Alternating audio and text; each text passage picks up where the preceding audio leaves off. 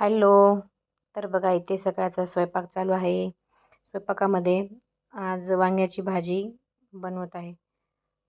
तर त्यासाठी मिक्सरच्या भांड्यामध्ये शेंगदाण्याची कूट, हिरवी मिरची भाजून घेतलेली आहे, लसूण, आलं, कोथिंबीर मिक्सरला काढलेलं आहे.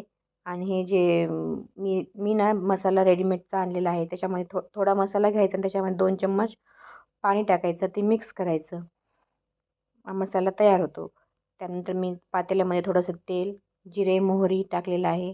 इथे पाणी आणि भाजीमध्ये ना गरम पाणी टाकायचं, म्हणजे भाजी अशी तरी होते. तर पाणी गरम करायला ठेवत आहे. आज स्वयंपाकाचा मेनू भाजी, भात आणि चपाती होता. इथं हा मसाला ना तेलामध्ये टाकून घ्यायचा आणि तो खालीच वर चांगलं परतून घ्यायचा, म्हणजे तो असा तेलामध्ये चांगला भाजून होईल. आणि इथं खिडकीला ना आमच्या किचनच्या असं चमकतो, कारण तिथं ना ऊन येतं, त्याच्यामुळं मी ना खिडकीला असे पेपर लावलेले आहेत. आणि हे स्वयंपाक चालू असतानाच पिल्लूचं रडणं चालू होतं, म्हणून त्याला पण बघणं चालू होतं. भाजी झाल्याच्या नंतर लगेच मी चपात्या करून घेणार आहे. आज थोडं स्वयंपाकाला उशीर झाला होता, पण म्हणलं चला ठीक आहे, तरी बाळामुळं होतं असं कधी. मसाला भाजल्याच्या नंतर ना त्या मसाल्यामध्ये जे वाटीमधलं जे मिश्रण आहे ना ते टाकायचं. ते चांगलं मस्त तेलामध्ये परतून घ्यायचं.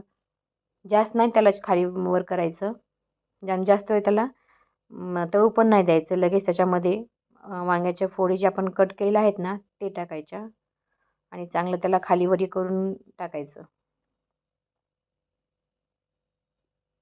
तर वांग्याच्या फोडी असं कापल्या ना लगेचच काळ्या होतात. त्याच्यामुळं पाण्यामध्ये थोडंसं मीठ टाकून कापून ठेवल्या होत्या, म्हणजे ते जेणेकरून काळ्या पडणार नाहीत. आणि तर पाणी पण साईडला गरम झालं होतं की ते भाजीसाठी लागणार होतं.